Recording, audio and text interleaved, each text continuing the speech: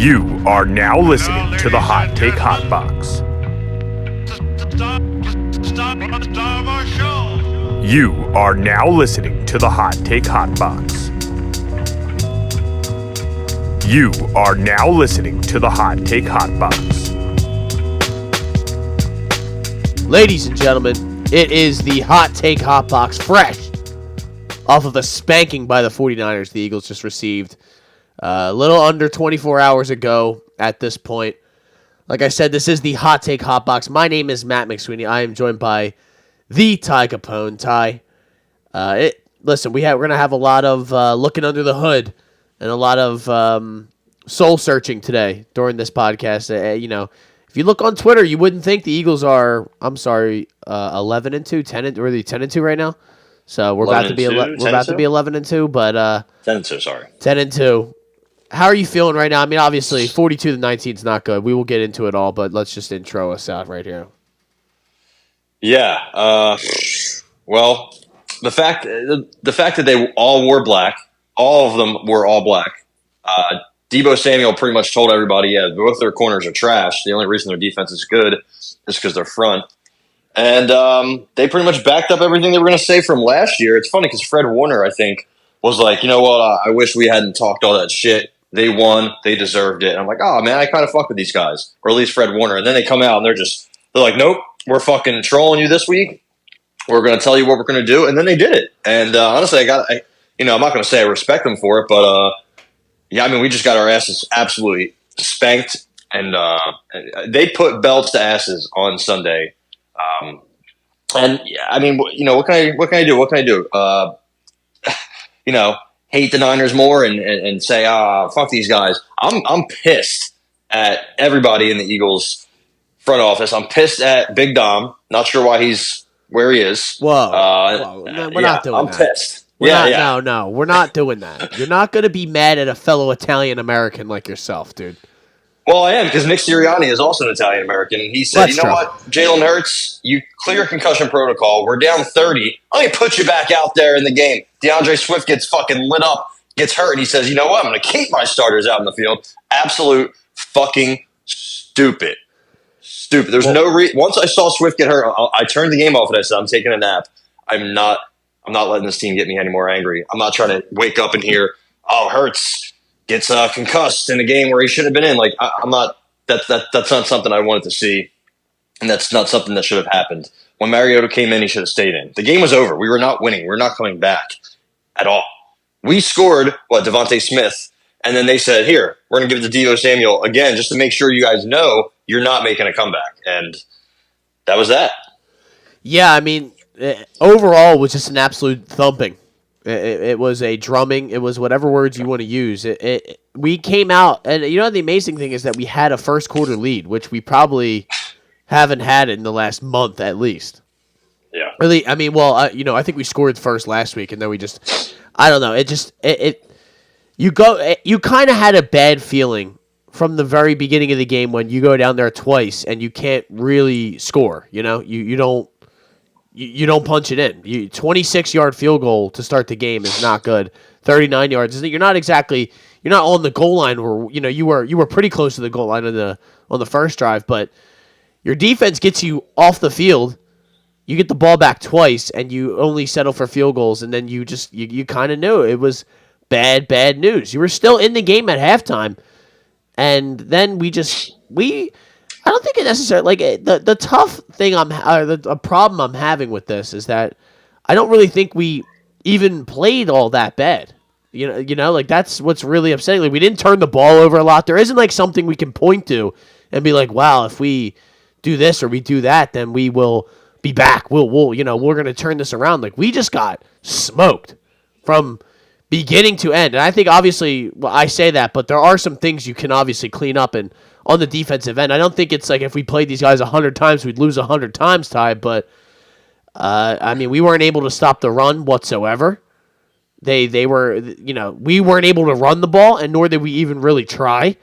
We had, DeAndre Swift had 6 total carries. Kenny Gainwell had 2. Boston Scott had 1.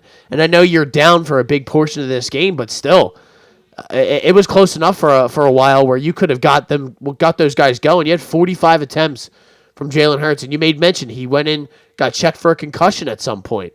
Your two wide receivers had good games. 8 for 114 for A.J. Brown and 9 for 96 and a touchdown for Devontae Smith. But their guy, and I think the big we talked about this, and I know there's probably going to be a lot of Niner fans that come back to this video after to piss on our graves, which by all means, honestly, I do respect it. You have to do what you got to do. I would do the same thing. I wouldn't waste my time and go into 49er videos and comment. That's true. I would never watch that because I'm not a fucking loser. But their guy, they just Kyle Shanahan. That's the point I was going to make. Is so much of a better coach than Nick Sirianni, and he's just a better game planner, better caller of a game. It's just that is a huge advantage when we get matched up with these guys, and you could just tell by. Guys were wide open for their team. I mean, how many times did Kittle catch a ball where he didn't have anybody in front of him for like 20 yards? Debo was getting the ball and having free reign to just make plays. If you get Debo the ball in open space, it's over. I mean, he even had a rushing touchdown yesterday. They spread the wealth all around. Debo had 2. Ayuk had 1. Jawan Jennings had a touchdown. Ty, Mr. Third Down. Where do we go from here, man? Really, and we'll talk about Shaq Leonard's an Eagle now. We'll give that its time after we're done with this. But where do we go from here? Yeah, I'm not sure because there's questions everywhere. Honestly, we we were getting yards. We our main guys did their thing, but I feel like record aside, I feel like we just there's something we don't have. Like there's a few components of a championship team that we don't have. The defense being a huge issue, and the offense. Listen, the defense lost us that game. The defense has been putting the offense behind the 8 ball all year. Yeah. However, the offense has just moments.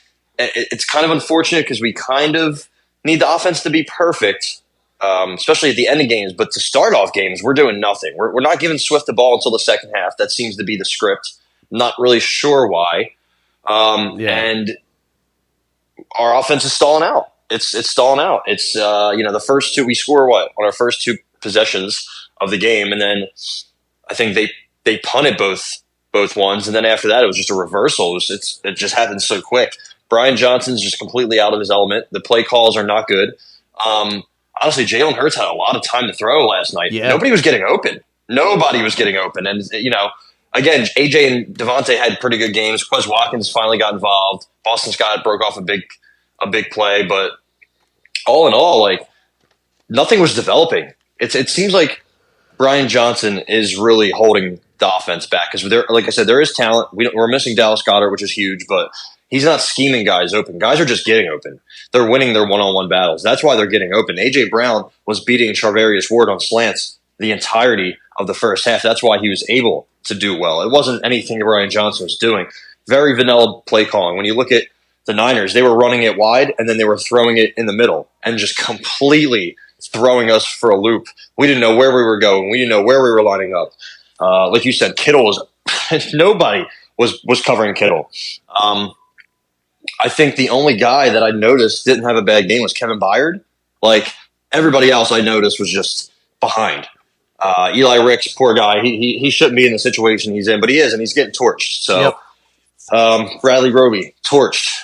Josh Sweat, I mean, when he's not lining off sides, he's not really doing much else. Guys are just bouncing off Nick Morrow.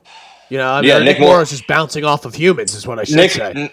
Nicholas Morrow had a historically bad game last night, and I don't want to, I don't want to completely shit on him. Sean Desai completely got pantsed by Kyle Shanahan. I mean, Kyle Shanahan saw what he was doing. He said, "Oh, this is going to be easy. You're just going to put Nicholas Morrow on Debo Samuel all game? Sure, we're going to keep giving him the ball, and he's going to keep running past him, through him, over him, across from him. It doesn't matter. Nicholas Morrow was targeted 8 times, I believe. 6 catches allowed for 175 yards. That's nuts. 151 after the catch. I think he had a couple missed tackles for sure. The one, he had one, and it was on that touchdown. Remember the slant is across the middle. He had him, then just that was it. So Morrow should not be covering Deebo Samuel the whole game. Like we have to mix things up. Our coordinators, when things aren't working, we can't continue to keep doing them. Like Darius Slay needs some help out there, man. He's just continued to get beat all year, pretty much. Bradbury, I didn't notice him really get beat much last night, but our run defense has been kind of an issue. Milton Williams had a really bad game. Jordan Davis, he's supposed to be a good run defender. He hasn't been a run defender most of the year.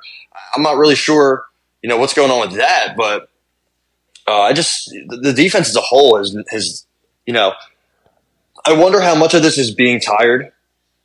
3 games in 13 days, is that correct? Yeah, that's 13 or 14, one of them. That's brutal. And especially last game against the Bills, I think they had like 97 offensive snaps, so it sounds like a shitty excuse, but these guys are not robots, so they're going to get tired. And we have a lot of guys who are in their 30s, so it's going to happen. But let me tell you, man, it doesn't get any easier from here. I mean, we got Dallas next week, and if we think we're going to be able to take a break here defensively, we're not. CeeDee Lamb is going to be doing whatever he wants. I'm sure Brandon Cooks will be involved. I'm sure Jake Ferguson will be involved. And, Dak's been playing at MVP level for the last 6-7 games since they lost to the Niners, basically. So, Shaq Leonard, I hope, will be big, right? It's crazy that we need Shaq Leonard and Zach Cunningham to stabilize. Is that a word? Stabilize? I think there you go. Stabilize the middle of this defense. But that's what we do. That's what we need because, I don't know what the safeties are doing, but they have to help these 2 corners out a lot. And then the inside corner is getting cooked. So our pass rush isn't really getting there. I mean, we're getting some. They really didn't even have the opportunity yesterday, it seemed, because that ball was getting out of there quick. Yeah, if you look at Brock Purdy's next gen stats passing chart, it's all short. Yeah, but, I mean, these guys were open quickly. Kyle Shanahan, like I said, is scheming these guys open. Do you think Jawan Jennings is that great of a receiver? No, not at all. But like I said, he's scheming these guys up. He's doing things with Deebo Samuel. He's doing things with McCaffrey, Kittle, Ayuk. Ayuk is a bad. I don't even think he did that much last night. But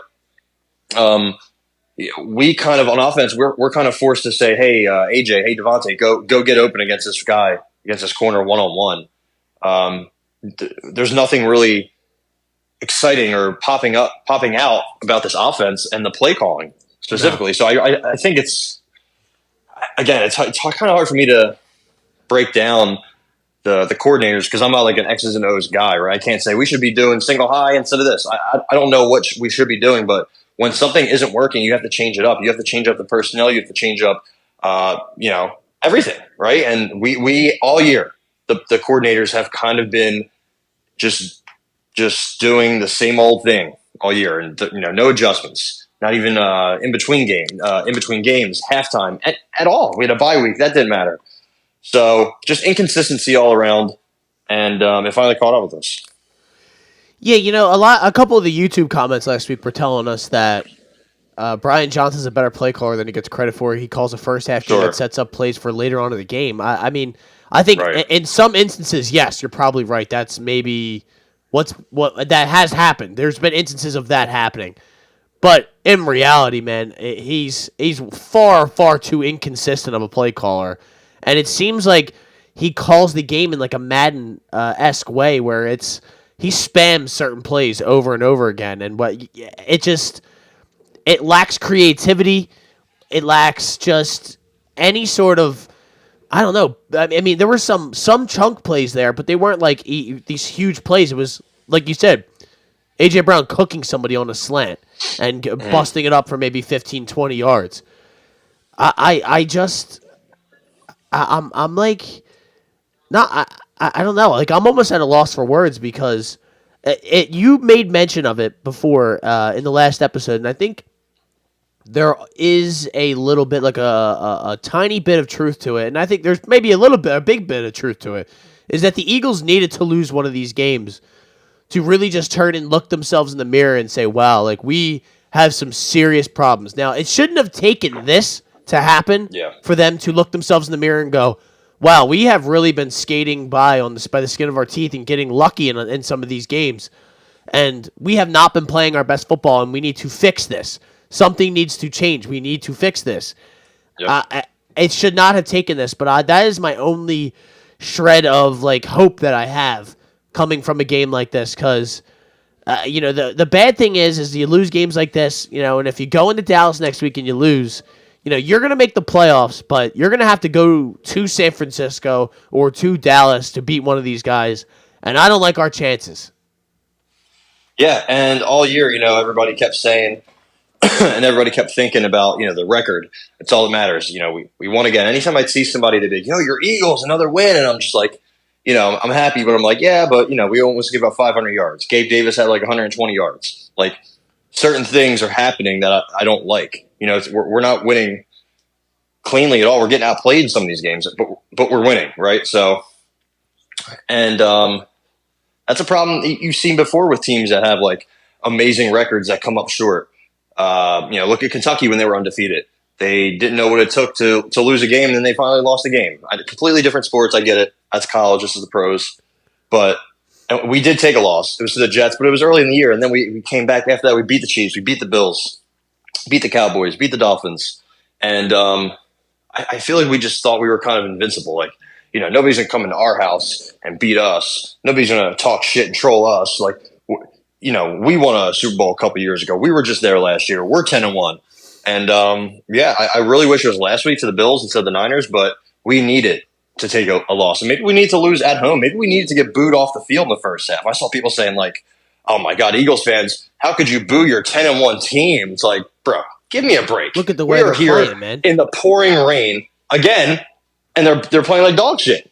They scored 2 field goals in the first 2 drives after marching down the field, and that was it. They didn't even do anything. They didn't even try for the rest of the first half to score. They want to go into the second half. Hey, look at us. We're down 14-6 at half after being down 17-7 at half 2 games in a row. That's not going to keep working, right? The comeback kids thing is not going to keep working. And as soon as they got the ball to start the second half, boom, 7 plays, 75-yard touchdown. And that was kind of like, that just set it up. That just set up the whole second half. We went down 21-6. We came back and scored, but so did they. And then we punted. They scored. We scored. They scored. Like I said, the game was over from that first drive. The third down, we could have held them. Jawan Jennings, who seems to be Mr. Third Down for them. Christian McCaffrey was just, as soon as he would go out wide, right, left, doesn't matter what side, he was just getting 5-6 yards every play. He didn't get a big run. Like, I think his longest was 15 or 16, but every single run was 6-7 yards. And then Deebo Samuel, and as soon as he got the ball, he killed us. Yeah. Our guys weren't in position. Our guys weren't beating blocks at all. And our guys weren't tackling. It seems like our guys were just a step behind. Everybody looked slow in this game. Every single part of the team. The O-line. We gave them some time to throw, but how many times did, the pocket kind of collapse quickly or something? Cam Jurgens got beat a hell of a lot. The run game, the run blocking wasn't really working. Like, it seemed like Jalen Hurts also wasn't sharp. I don't want to kill the guy, but also, when you're the quarterback of a Super Bowl team and you make as much money as you do, you're going to have to catch some heat. And he has not played up to the point that we need him to, up to the level that we need him to at any point pretty much this year. So it doesn't all start with him, for sure. But he needs to be better. Everybody needs to be better, for sure. And I think they can rally. I think they absolutely can. I think we'll see what they're made of against Dallas. If you can't wake up for that game after what just happened, then they're cooked. Yeah. Yeah, maybe. Maybe. No, right? Listen. If they go to Dallas and they get cooked again, let's just put a bow on this 49ers conversation real quick, because that is the only that's the only hope I am taking from this, is that this is going to wake them up. That I can't. Was there anything you liked? I guess the protection, the amount of time that Jalen was able to have in the pocket on some of those plays was good. And I think the first half offense was good, getting to it. Like, the first quarter, the first couple drives were good. It just kind of evaporated after that. It was that those were the things that I liked. Again, still not running the ball early in the game, which I can't understand. And like you made mention of, not using DeAndre Swift early in the game. Again, why? I don't get it. Why? If that's it, then they should have gotten another running back if they were just going to use him in the second half. I don't understand it at all, dude. We have become such like a like remember the Andy Reid days when everyone would argue, oh my God, all we do is throw. This guy makes him look like a old school pound the rock kind of coach because all he does is throw the ball or a Jalen designed run, and I knew it was bad news when we scored and we won on that QB draw last week. I said, "Oh man, that thing ain't going nowhere anytime soon." And Yeah, I don't think it was a QB draw necessarily that Jalen got hurt on, but it just you keep running your quarterback, you're gonna run him into the ground, getting concussions and shit like that. and then you bring him back out. Bringing him Why back not, right? out, like you said, That's great. having your team. Oh, we're gonna keep fighting till the end. Like let's not be fucking idiot. Let's not be stupid, dude. Please. That's Can we use our insane. heads just for once, Mr. Sirianni? It's over. Yeah. We were cooked. We should have started fighting in the beginning. Maybe we would have been able to fight till the end. We were getting fried, man, up and down the field. The big thing is, I just think it's going to hold this team back. They might be like 19's not going to cut it. That's apparent. But you can't give up 42 points. I don't care what's going on.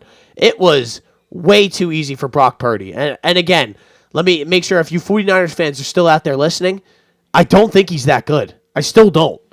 I did not leave that game saying, wow, Brock Purdy's so good. He knows where the ball needs to go. He's like, I guess he's very good in that sense, but everything was so easy. Any quarterback could have played for the 49ers yesterday with that game plan and gotten the ball out with 15 yards of space in between players. I don't think he made one tough throw yesterday. And that's nothing against him. He didn't have to.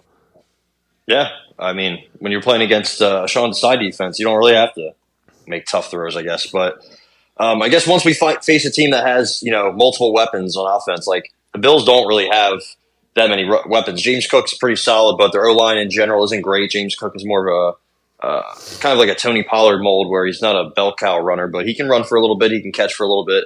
And then they just have Stephon Diggs and Dalton Kincaid, who's still young. Gabe Davis, inconsistent. We made him look great. But like they didn't have that many weapons. San Fran does, man. San Fran's O-line's good. More so than anything. They have the best play caller, I think, in the league. That's one of the better offensive guys in NFL history. I don't know if that's a stretch. I mean, he's done so well in so many different places. Like, it's hard for me to really, like I said, he has Brock Purdy as the NFL odds-on favorite to win the MVP on December 4th. That's crazy. That's great, right? You'd be like Jalen Hurts, Patrick Mahomes, maybe Tyreek, maybe Dak. No, Kyle Shanahan has Brock Purdy as the favorite, as crazy as that sounds. And probably won't happen, but you never know. That's just the work that he does. Brock Purdy wasn't he a 7th rounder, right? Yeah. Mr. Irrelevant. Absolute. Yeah, Mr. Irrelevant. So if you could, like I said, man, Shanahan's probably one of the better offensive minds in recent memory in NFL history, possibly. And, he has multiple pieces on that team. Elijah Mitchell's their backup running back. He's solid, but you don't even need him. You got McCaffrey, Ayuk, Samuel, Kittle, Juwan Jennings. For a wide receiver 3 is pretty good. Our wide receiver 3 for a while was Julio Jones, who's, can't even move really anymore. And we don't have a tight end at this point. Not yet. I don't know if he's come back next week. I don't know what the latest is on that. We need him. That's for sure. Yeah, I mean, that's one of the things that you could hope to boost and maybe give this team some sort of jump start. But I guess we should just get into next week. We got Eagles, Dallas, basically for the division, the lead, right? I mean, I'm pretty sure whoever wins this is leaving with a division lead. It is next Sunday, a Sunday night game. Do you prefer? Do you like the Sunday night games, Ty? I mean, I love Carrie Underwood, so. Well, that's true. I've been waiting all day for Sunday night, and Absolutely. that's how you feel when she's up there. And once you see them legs, does she have the nicest legs ever? Stacy Keebler's probably held that title for a while, but I think Carrie Underwood's got to be number 1. I mean, she's up there. If you were making a power ranking, she's definitely up there. Ty, we are 3.5 point underdogs next week. People were surprised that we were underdogs this week. I was like, well, now it makes sense. I know we're at home. Yeah, now it makes sense, right? All the people are like, too good to be true. Eagles underdogs at home. I'm taking them. I'm like, all right, well, you're gonna be nervous for a large part of this game. Looks like there's kind of bettors were. So this week, yeah, I mean, that seems like kind of a big number, right? They just came off a game where they got pretty much torched up and down the field by Geno Smith. I don't think they were outgained, but it was very close. They did well against the run, but DK Metcalf's AJ Brown can do what similar things that what DK Metcalf did to that defense. I think Dayron Bland somehow has 900 pick sixes this year. I think that's more of a facade on Thursday night, dude. Yeah, they can be. Their secondary isn't great, especially without Trevon Diggs. Their defense as a whole, I think we have to limit them up front. Obviously, I feel like we do pretty well against Micah Parsons in his career. He's definitely gotten us, but he's one of the better pass rushers in the league, and we've gotten him more than our fair share as well. So I really think it's going to sound crazy. Every week I keep saying, but we just have to get pressure on the quarterback, and then I'll feel better, right? It'll help limit the secondary having to cover their guys. They don't have as many elite names or elite pieces or productive stars on offense than some of the other teams, but CeeDee Lamb has been playing out of his mind last couple of weeks, this year in general, ever since, I think, was it Michael Irvin or Des Bryant? Somebody said he's not a number one receiver, which is crazy to say. And then he's been just snapping. So we're going to have to keep him in check. Jake Ferguson had a great week. We're going to have to keep him in check. Shaq Leonard, if he plays right away, he's going to be thrust into action on a young, rising tight end who just came off a great game. Brandon Cook's still playing, which is crazy. I think he's only 28, which is the most wild thing ever. But and I guess Gallup is their other receiver. I'm not sure. Yeah, he's still they use Dowdle pretty well. He's not bad, and Tony Pollard. They have a good O line, of course, and Dak has been playing well. So we're gonna have our hands full, man, in Dallas too. So you're gonna get some Jerry World calls probably. Defense has to just fucking step up. Yeah, I think for me, please, let's just start on the offensive end. Run the ball, okay?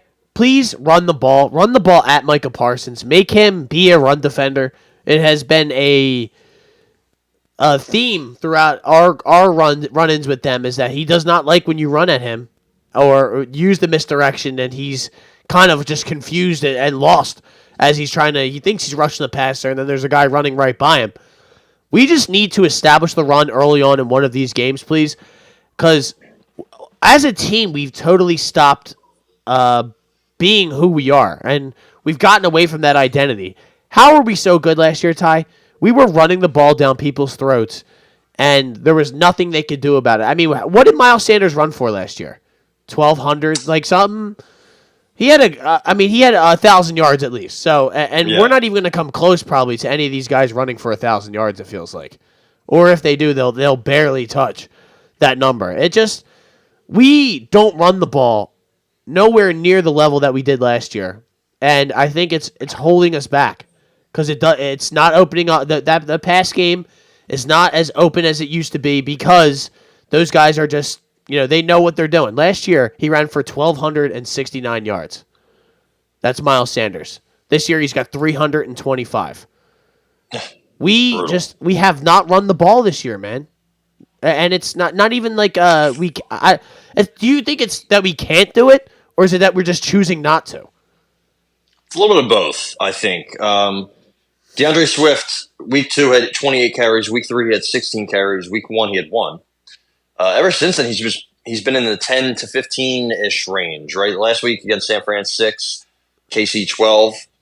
I don't know. It's like they're running. It's just like a predetermined script. It seems like sometimes, especially when you start the game. Kenny Gainwell, Boston Scott, they're getting some action on pass downs, which is fine. But then you're giving them the ball in 2nd and long, and now it's 3rd and long. So Swift's off the field for multiple plays now. It's weird. It's confusing. I don't know what Brian Johnson's, what his game plan is, but it doesn't really revolve around Swift, right? And the first 2 weeks or the first 3 weeks, I should say, he was a key member, a key, figure of this offense. And now he's kind of been just, he's getting some stat padding yards. He's getting some chunk plays too. He definitely gets the chunk plays, but consistently he's not getting. They're not letting him get in a rhythm, it seems like. And obviously a lot of running backs, that's huge, right? Get a couple carries, and then you start churning the ball out, getting 5-10 yards. So, yeah, I think that's going to be something we need to do. But also, our run blocking has been great this year. I think Jordan Mailata has taken a step back at that left tackle spot. I think the interior, Jason Kelsey's had been great all year. He wasn't really good against the Niners, and Cam Jurgens has not been the player we thought at right guard. So that center right guard situation's been far less than ideal. Jalen Hurts as a runner, it's just not going to be there this year. It seems like now he has to deal with whatever head issue he has. I'm sure he's fine. Obviously, he came back in, but still, he's getting hit more, and that's not good. Last thing we want to see is Marcus Mariota, who, by the way, played pretty well when he was in. Just saying. Yeah, his couple snaps didn't look good. Yeah. He completed a couple passes. I'll take it, right? And he ran the ball, so he's faster than Hurts, that's for sure. So if you want to run some speed option with him, get him in there. But no, I don't. Brian Johnson, I think, is just it's not working. It's not working. What do you think? Do you think we're just not? I think it's from early. I think early on for the run game, you have to establish it within the first couple drives, and I don't think we do that enough. And I think we don't use the running backs appropriately because I guess they're worried about running Swift into the ground, and it seems like that's why, like you said, they manage his snaps, especially early on in the game. So you see a lot more of Gainwell, you see a lot more of Boston Scott, even though you don't see a ton of these guys, but you see more of them than you do Swift early on in the games. I think it's not. I have a tough time believing that this is essentially the same offensive line that you had last year, that they just aren't going to be able to, like, that they've completely lost the ability to run block. I have a tough time buying that, or I have a tough time believing that. So it has to be a coaching mentality, or just the thing was that was our identity last year, and now this year we almost have no identity whatsoever. Like, we don't know what is our thing on offense. What do we do well? What is like what do we? How do we beat teams? I guess throwing to AJ Brown and Devontae Smith, is that it? Yeah, that's. I mean, like I said, I guess Goddard, stats aren't going to be jumping off the page, but his impact, his presence alone, opens up a big chunk of the field. I guess a lot of the middle of the field, and even just having the defense, put their eyes on somebody else. That nobody cares about Jack Stoll or Calcaterra or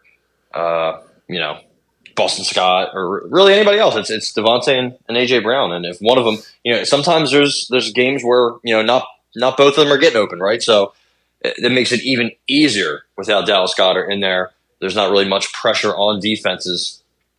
San Francisco's defense did pretty well, right? They were kind of letting us have a little bit here and there, but I think we should be able to do moderately well against Dallas. I think we should be able to score definitely 20, but 30 plus against them. Seahawks just did.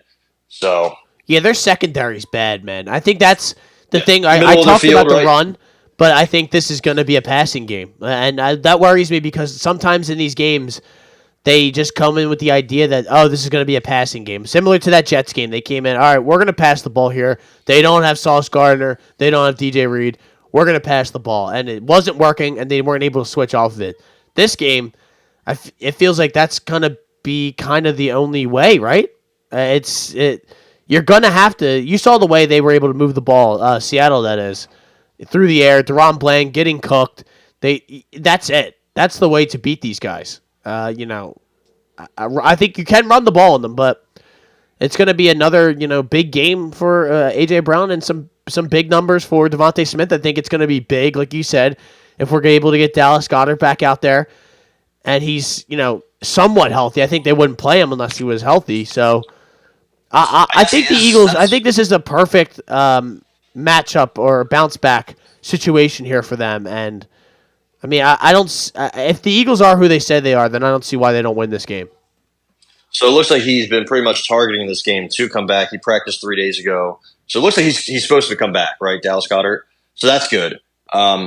Fletcher Cox noticed. I noticed he played, but I didn't notice him do much with that groin. Not really moving around well. Jalen Carter didn't do anything. Going to need that D line to really do something. Yeah. Son Reddick, I think. Was it Reddick or Sweat early was doing well? I think it was Reddick. Reddick had a sack. Sweat seems like he's offside.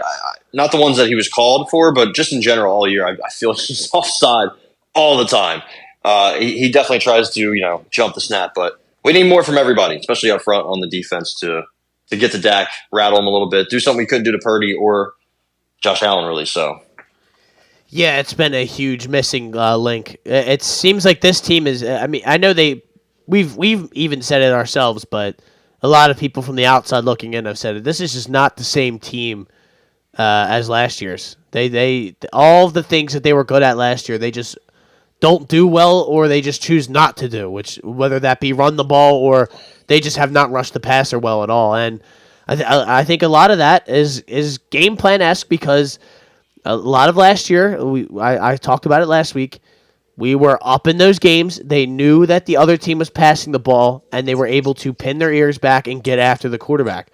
This year, we don't know. We are constantly playing from behind or playing in close games, and the other offense can do whatever they want. They are not forced into a box to throw the ball the entire second half of games. It's mainly they're trying to keep the lead, and they're running the ball and doing whatever they can. So, Ty, I'm going to say I think the Eagles do put up some points. I think the Eagles win this game 34-31, and it is a close game, but we just kind of skate away with the victory, and we look much better in this game. I will.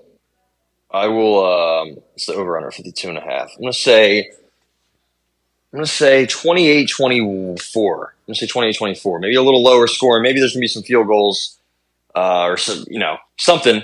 A lot long stretches of play where we don't score. It seems like first half we never score. So I think we get it done with a late score.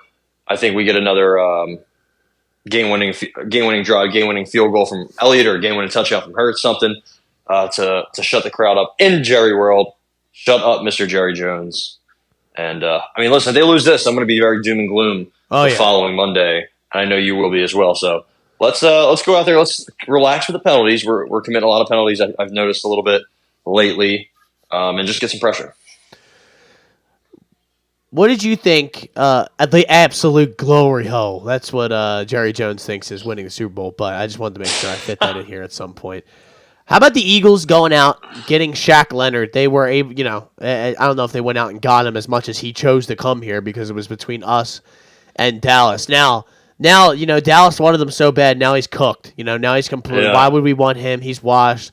Oh, you think he's going to help the Eagles? Ha, ha, ha, ha. Yeah, you're a fucking moron. Are you excited about this? I think it's better than we made mention of it in the last week's episode. I'm happy that they got him so that Dallas can't get him, and I think he's got to be able to help this defense better than guys like Nicholas Morrow, who, like we made mention of, had one of the worst games I've ever seen from a linebacker yesterday. Yeah. Well, his first 4 years in Indy were great, and his last two have just been marred with injuries, and he's only 28. I think he's actually younger than me. Can't find his birthday. 28.3, I don't know. We're pretty much the same age, and his back, neck, head, he's been through a lot. His body's been through a lot, but he does bring something. He does bring a leadership quality to him. Players love him. Coaches love him. He does whatever you need to win, and so that's good, right? I think he brings something different than Morrow in that sense. But as far as his play goes, it's gonna be tough, man. He's been abused in coverage the last couple of years, and just in general. I mean, in 2020, one of his best years ever, he was targeted 58 times and gave up 50 catches. His first year, targeted 90 times, gave up 77 catches. So, it seems like he can be thrown on, but, he was always getting big plays, forced fumbles, fumble recoveries, interceptions, pass breakups, tackles for loss, sacks. He was pretty good as a pass rusher from the linebacker spot. He just seems like he's pretty smart, right? He's somebody you kind of want on the field in general, especially at the end of a game or on third down. So I think he brings a lot of good qualities to this team, right? I don't think Nicholas Morrow, he's been a special teamer and a reserve for most of his career with Chicago. I think it is kind of unfair to him, right? And we also have Nakobe Dean. I'm sure Nakobe Dean's going to be back at some point. So having him learn from Shaq Leonard and Zach Cunningham is huge. That's two guys that have manned a defense for multiple years in this league. That's fucking hard to do. Yeah. You have to be big and mobile. And you're going to be involved in every play, so your body's going to break down quick. So it's hard to keep that athleticism and mobility to play on the field where, what does everybody do? They stretch the field, they play 4 out, and you have to keep up. So it's going to be tough at times for Shaq Leonard. But I think I don't know when Cunningham's coming back. Hopefully soon, which is crazy that I'm saying that. And same with Nakobe Dean. I think they can make it work anyway, right? That's not my biggest concern. Linebacker, which is funny. Cornerback, that's my biggest concern because right now we have 3 cornerbacks that alternate weeks of getting just shit on. I think Bradbury was fine. Roby was not, and Roby even if Marquez Valdez-Scantling makes that catch, I think that was Roby, right? Not Sidney Brown. I think that was Roby who gave that up. So he's lucky he's not public enemy number 1 or 2 in Philadelphia right now. Darius Slay's just getting cooked. He's just a step behind, right? There was one play where a couple of years ago he gets a pass breakup or maybe a pick 6, but he was just a step behind reacting. That's going to kill us. I think our corner situation is really in deep trouble. And I just wish we were able to somehow get Joey Porter Jr. In that last year's draft, but alas. I like you using that word. I like you pulling that out of it. But all in all, I think he is going to, like you said, add a little bit element of that leadership, played in playoff games, a guy that Nakobe Dean can learn from, and I think it just can't get much worse than what we've had running out there in the center. And like you said, it's not necessarily the problem. Linebacker is not the only problem. Our linebackers have been good most of the year. Yeah. Nicholas Morrow had a good, if you look at his PFF grade, again, take it for what you will, but his grade this week was fucking dog shit because he played dog shit. So, I mean, there's some truth to it. He was pretty good all year. Zach Cunningham was pretty good all year. Yeah.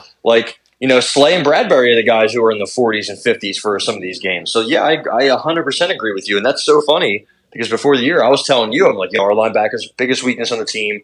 We got to do something. We got to get somebody. And honestly, even last year, I thought the same thing. Kaiser White and TJ Edwards both played pretty well all year. So, the middle of the field has been a problem, but it's not just because of linebackers. That's for sure. No, and it's the cornerbacks in the secondary has been getting exposed all season long and cooked. Yesterday, the run game kind of got exposed, so maybe a Shaq Leonard will help in that stopping, maybe slowing that run game down a little bit, doing the job that maybe Jordan Davis and Jalen Carter are supposed to be, doing that they haven't really done a great job these last few weeks, it seems. So, or at least you don't hear their names as much. So I don't know. Not at all. I'm feeling okay. The more time that goes on, I'm gonna get over this 49ers hangover that I have. And look forward to the Cowboys. We just tried to look forward here, but another name that's kind of out there, Ty, Zach Ertz. He asked for his release from the Cardinals, was granted it, and now is a free agent, able to sign wherever he may choose or please. Is that somebody that you would be interested in the Eagles bringing in? I know the Eagles, they're going to get Goddard back. They don't really run a whole ton of 2 tight end situations, but I mean, honestly, I'd like to see them do it more. Maybe run a little bit more out of some run formations. But Ty, do you think that that's somebody that you would want? Do you think it's somebody they will bring in, or even if it's not, where do you think he goes? Sure, why not? I think I saw. Was it the Cowboys also were interested in him, or is that fake news? I don't know if I saw that, but shout out to fake news out there everywhere. He's probably our second best tight end, right after Goddard. Who else do we even have out there that can? Yeah, I mean, Jack Stoll's not getting it done. Yeah, Alberto, Jack Stoll, and Grant Calcaterra, they're not really doing shit. So, yeah, why not? Bring him back. The fans are going to go crazy, a lot of nostalgia. I'd rather bring in guys like Trey McBride from Arizona, but that's all right. He's a young stud. So we're going to sell for the old washed up guy. Oh, yeah. Yeah. Why not? I mean, there's really nothing else you can do at this point. You can't make any trades. There's nobody else out there. We have nobody on the team to elevate unless Tyree Jackson comes back from injury. But no, why not? It seems like he would go somewhere like, if you're him, Baltimore is probably up there in your. That sounds likely in your choices, yeah. But again, it's not exactly a pass catcher's paradise down there in Baltimore. It's that offense. If you watch their games, I have Lamar in fantasy, so I watch every game that I possibly can, and it's a slog sometimes, man. It is real tough. If it's not Zay Flowers catching the ball and making people miss, then Old ass Odell. Exactly, and Odell's always hurt. He gets hurt every time there's a play to him during the game. Yeah. I swear to God. It's like Deshaun. Yeah, exactly. Because I remember when Deshaun, when he came back here, it was every time he made a play, he would catch a ball for 50 yards, touchdown. Oh, shit, grabbing his hamstring as he goes to the sideline. You're like, oh, okay. God damn it, man. But I don't know how, this is just like a article that I saw, but 4 teams that would be a possibility. Ravens, obviously one of them. Bills, I guess because they lost Dawson Knox, he could kind of back up. I mean, obviously Zach Ertz at this point in his career is kind of just a depth of, just adding a little bit of stability to your tight end room. KC kind of would run some routes out there with Travis Kelce. That would be interesting for him. And that's KC took a rough loss last night, man. The Zebras were not good in that game last night. From what I saw, bad. They were pretty terrible. They made a phantom roughing the passer, not roughing the passer, but the call on Mahomes when he was going out of bounds, but he was still in bounds. That was what do you want to call it? 15-yard unnecessary roughness, I think. There you go, unnecessary roughness. That was terrible. And then they completely missed a PI that would have given the ball to the Chiefs the win. Given the Chiefs the win, giving them the ball inside the 5. I don't know how they missed it. I mean, we talked about it last week with that Stephon Diggs, man. How do they miss some of these? Pathetic. They've been terrible. So, for the crowd that says, games are fixed, they're holding their head high after some of these calls. We just have an officiating problem. That's the real issue. Also, that A.J. Brown fumble, that wasn't a fumble last week, but then they ruled was Keenan Allen or somebody else that fumbled when it was like the same kind of play. So nobody really knows what a catch is. Nobody knows what a fumble is. We have to do some. Also, most of the refs are like 65, so we got to do something about that. And they're part-time. This isn't even their full-time job. Yeah, Gene was the best. No, sexy Gene out there. The Italian. Get some more Italians out there, man. No, I'm just kidding. Then you'll start getting into some shady. Out there. All right, we got to talk about Dom DeSandro because you keep, you want to keep disrespecting one of the great Italian Americans in this country. All right. He didn't do anything wrong. All right, he was just breaking up a little squabble, and that guy throws a punch at him. I mean, well, it's crazy to see. It's crazy to see them escorting Big Dom DeSandro off the field. Though that was a wild scene. But also, what his job title? It must be just like a money laundering scheme from the mafia, like chief security officer to the chief executive officer. I'm like, all right. So he's just the head of security, right? He was the one who picked up Shaq Leonard from the airport. Love it. And now he's on the sideline. Yeah, he didn't really do anything, but also he did technically put his hands on Greenlaw first to kind of just separate them. He wasn't doing anything wrong, but also why is he there? Why is he right? I don't know. I don't have a problem with it, but it's also kind of happened right at his feet, man. He said, "Hey, yo, back it up a little bit." You know what I also loved was Kyle Shanahan bitching about it, crying and saying, "Oh, I can't believe he was involved in this." Yeah, I haven't seen the play yet. I'm like, "Oh, okay." Like, why do people make comments on stuff that they haven't seen yet? I don't. Yeah. Like, before I even sit at the press conference, I'm like, if they ask me, I know they're going to ask me about this. I'm going to go watch this real quick to see, like, what the deal was. Like, even if I don't get everything that I need to know, I need to have a little information before I go in there and say some dumb shit to make myself sound stupid. And that's exactly what Kyle Shanahan's a booze bag. Let me just go out and say that. Yeah. He must have just been thinking of all the ways that he can draw up long touchdowns on Sean Desai. So I guess I can't blame him, right? So I guess we don't really have much Sixers to talk about because they're just being the Sixers. And, now they're all sick. They have all sorts of illnesses going on. So they've been sitting out left and right. So really not going to get too worked up about that. Flyers, doing their thing, forcing overtimes and racking up points and doing their thing. Honestly, they have been very impressive in just the way they... The game tonight. Yeah, who they played tonight? Played at home against the Pens. Again? They play the Pens again? Yeah. God damn. They're slight underdogs at home. Did they win the other day? Did they come back and win in a shootout, I think? The Flyers or the Penguins? The Flyers. Flyers beat the Penguins in a shootout, yeah. Yes, okay. So on Saturday. And the Phillies, there isn't much news going on. The stove is cold. Yeah, the stove has been ice cold, man. Somebody didn't pay the gas bill. We are just... there's a little bit of conversation about Juan Soto, but it sounds like what they're asking for Juan Soto is not reasonable. And something that, as a Phillies fan, I think we're going to pay. they have to remember that they're not going to get back what they gave up for him when they gave up James Wood and all those other pieces to the Nats. So they're going to have to lower their expectations. Also, they're poor. Their owner just died. Just randomly just kicked the bucket. So they don't have that much money all of a sudden.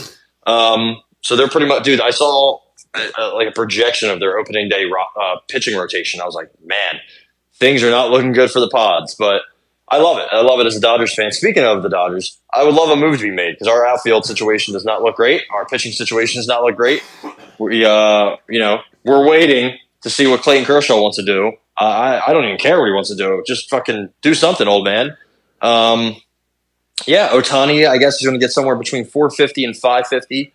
Bob Nightingale, who's seems to be always real wrong. hit or miss, man. Real hit or miss. He really is hit or miss. Sometimes he'll just be the first to break it. Everyone's like, all right, I don't trust it. And then like everybody comes out and says, yep, he had it first. And you're like, God damn it. All right. Maybe he has his finger on the pulse, but maybe he's a booze bag, allegedly. Who knows, right? I think that's very likely. I'm going to start saying now, anytime somebody pisses me off that he's allegedly a booze bag. I don't know if he is. Allegedly. There's a good chance that he will be. Look at his Twitter, AV. Yeah, he looks like a booze bag. I don't know. Yeah. I just saw a video of him. A video of somebody asking him who they think is signing Ohtani. He said the Dodgers, 450 to 550 million.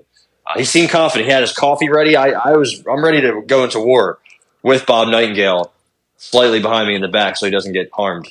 But hey, man, I think I've been there as a fan when he was saying that we're gonna get this guy or that guy. I'm pretty sure he was one of the people saying we're gonna get Bryce Harper. I was like, dude, I fucking love Bob Nightingale. So yeah, I think he might have broke Bryce Harper, and he also broke Manny Machado to the Dodgers. So he's breaking the big ones. He might have his finger on the pulse of the big ones. He also just notoriously spells names wrong and calls people their father's names. I think he might do that on purpose, or again, the booze bag situation allegedly. But I am predicting Ohtani to the Dodgers. Hopefully, we get Yamamoto too. Fuck it. Listen, it's not my money. I don't have much money. They can go out and spend it all, and hopefully, we have a nice line. Also, the Braves, they're wheeling and dealing. They just ripped off the Mariners, so that's good. Got Jared Kelenic for basically nothing. Nothing. And they're in it for Ohtani apparently. So let's see, man. Yeah, I think that the Seattle shedding a little salary is interesting as well because I've heard their name connected to this whole thing. Yeah. Who knows? The Phillies did extend Rob Thompson.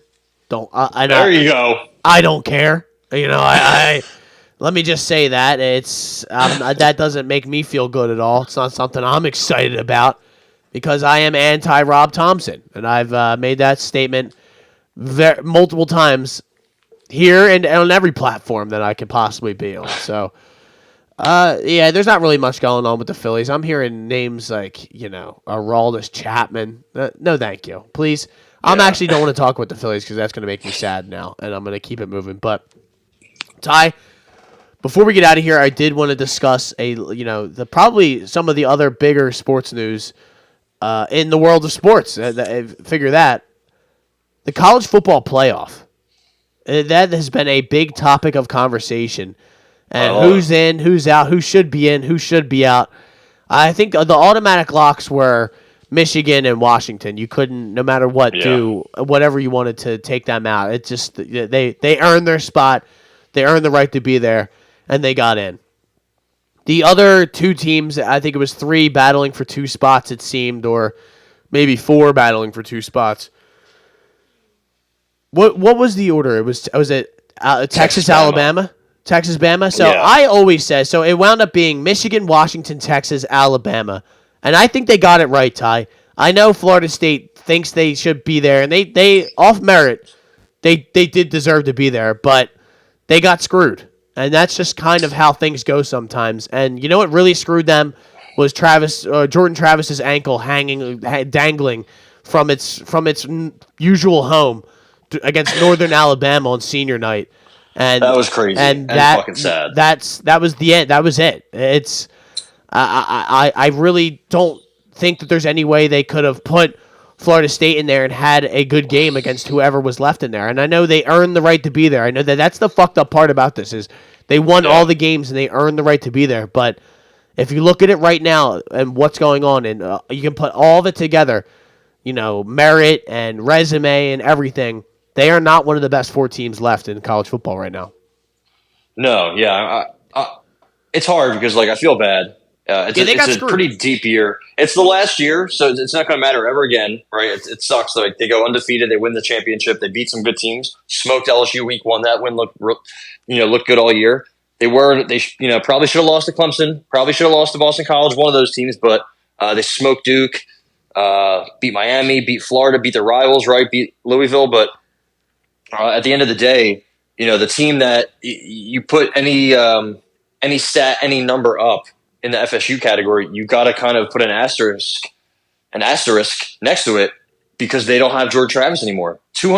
About 220 yards in the last 2 games each. That's not going to cut it, man. The thing that the committee and that the people in general that are in charge of these things that they're trying to eliminate, the thing they're trying to eliminate is these semifinal blowouts, 56-7, 61-10, 35-10. It keeps happening every single year, right? Yeah. The championship's good, but the semifinals games suck. And so who wants to see Florida State with Tate Rodemaker or Brock Glenn play against who would they play against? I guess they'd play against Michigan, right? Michigan or Washington. They probably would have played Michigan. They'd probably score 3 points against Michigan, and they'd probably give up 34. Or their defense is still pretty salty. They had a really good defense. That's the thing, yeah. Their defense is still pretty salty, but when the offense can't do anything, anything. They have some decent weapons. Shout out to Lawrence Toafili from St. Pete High.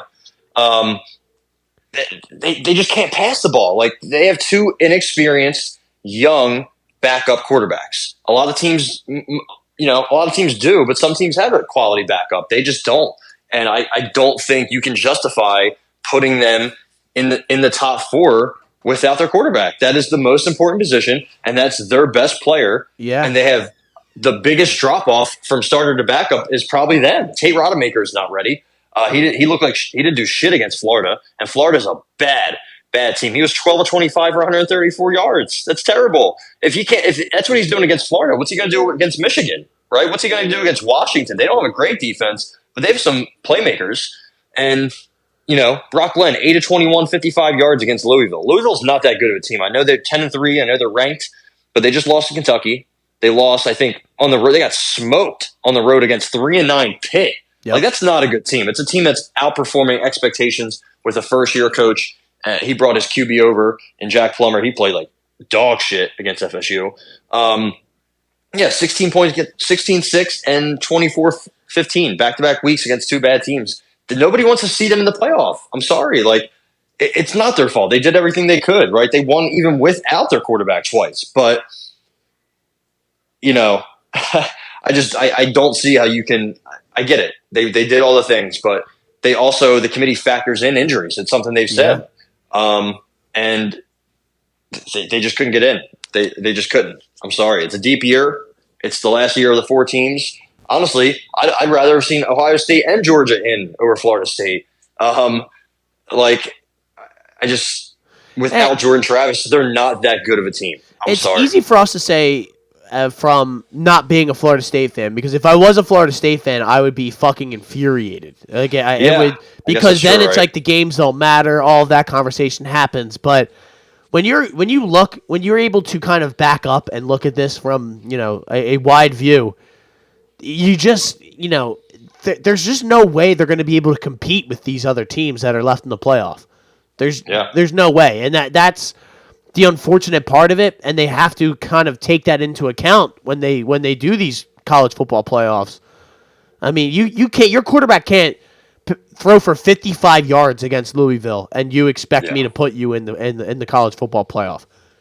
Yeah. I can't. So what happens when we see you against Washington or Michigan and you lose 34-3 and everyone's like, oh, another year with a bad semifinal game. We shouldn't have put this team in if their quarterback was hurt. That's what the narrative would have been, and everybody would have hated the committee for putting FSU in after the fact, right? Yeah. And I see everybody trying to, Booger McFarland just saying, oh, this is pathetic, embarrassing to the sport. It's like, bro, let's calm down, okay? I get you're a former player, and, the player, it's not the player's fault. They did everything they could. Jared Verse and Braden Fisk should be playing in a college football playoff. Same with Keon Coleman. These guys deserved it, but that there's other deserving teams, right? You could argue Georgia's more deserving than Florida State, even with a loss, because they were the best team all year, and then they'll lose by 3 to Bama. Like, Yeah. Ohio State, too. They lost by 3 to Michigan. So it sucks. It really Would does. Florida Next State year, have beaten Georgia or Alabama on Saturday? No. Fuck no. So there you go. Would Florida State beat LSU without No. Jordan Travis? No. Would they beat Notre Dame without Jordan Travis? Like that is a Probably. bad team that almost okay. Is that too far? I mean, they almost lost to Florida. The Florida game was close all game. The Louisville game was close for most of that game until the very end. Like, I don't know, man. Jack Plummer just, figured it out. I think Louisville could have got it done. Jawar Jordan got shut down, so that it shows you how good FSU's defense is. But even Coach Prime shading FSU, saying that they didn't deserve to be in. He hates Florida State, though. He does. I guess they hate him, but also he's not wrong. So, also apparently this is crazy. Deion Sanders' wife is in the transfer portal, so shout out to that. What? Yeah. Is she getting a divorce? Or she just put herself in the transfer portal? Okay. She is. I saw a report on Twitter. It said that they're getting a divorce, and somebody said, "Damn, even his wife's in the transfer portal." That's wild. I started cracking and she's she's got luggage, and she's bringing luggage with her, and it's Louis. All right, so Coach Prime winning Sportsman of the Year after going 4-8 was wild. Absolutely, that insane. is wild. Sports Illustrated. I used to look up to them, so I don't know what's going on with them lately. I don't know anybody who even works for SI anymore, so that goes to show you where they are. They're heading towards the Deadspin area, which is no longer existing. So did you like? So in this, did you see Michigan and or Michigan's like fan or their boosters or whatever when they heard that they're playing Bama? The disgusted oh no, like kaboo, like they. Listen, I'd rather play Florida State too. I'm hell not yeah. lie. That shows you everything you need to know, though. Like they didn't want to play fucking Bama because they're the better team. Yeah, they have a full team. They have Jalen Milroe, who's a scary motherfucker, touching the ball every snap instead of Brock Len, who, true freshman. Or even if Tate Rodemaker plays, he's not much better, so, yeah. When I saw him without his pads on, I was like, okay, that's all I needed to know. When they showed him before the game, I'm like, they're like, he is not playing today. I'm like, who the fuck is that? They're like, Tate Rodemaker. I'm like, oh, that was the backup quarter? Okay. Yeah. They made the right call. But, yeah. Yeah, it sucks. It's very unfortunate. Also, I was going to say something. What was I going to say? Also, Alabama almost lost to Auburn. Probably should have lost to Auburn. I mean, 4th and goal from the 31-yard line. How do you not? I mean, Jesus Christ. But anyway, I think Michigan. It's gonna be a good game. I think these semifinals games are going to be good. I know. There's probably going to be one blowout. However, also, hey. LSU playing in Tampa, baby. Let's fucking go. Are you going? I get to finally, it's going to be on New Year's Day. It's going to be at noon. So that's going to be a struggle to get out to old Ray J. God knows how much an Uber is going to be. But I will be there. I will be there no matter what, is what I will say. Love that. Shout out to Mbappe. If I had to pick the playoff on the spot right now, I mean, minus 1.5 for Michigan, minus 122. I would probably still take Michigan. I think they'll be able to just dominate the line of scrimmage. But they lost one of their big offensive linemen in that Ohio State game, and they took care of business against Iowa. But Alabama's a whole different animal, and then Texas is a 4.5-point favorite against Washington. People couldn't believe that Iowa was predicted to not score a single offensive touchdown or even really a point on some books. People were like, "Oh, all they got to do is score. How hard could that be?" I'm like, bro, you haven't watched Iowa this year. Yeah, they can't fucking score. And people were just, no, it's a long game. And Michigan, they're not that good. I'm like, all right, well, you bet on Iowa to score some points and see what happens. And they get shut out. So there you go. Deacon Hill. Have you seen their quarterback, by the way? Yeah, he big boy. Yeah, unit. He big boy, man. He don't miss no meals. And the thing with Iowa is they've been bad offensively my entire life, it seems. Can you name one quarterback who's come out of Iowa? Yeah. Who? Fuck's his name? He's in the league now. Is he? I'm probably tripping then. I don't know.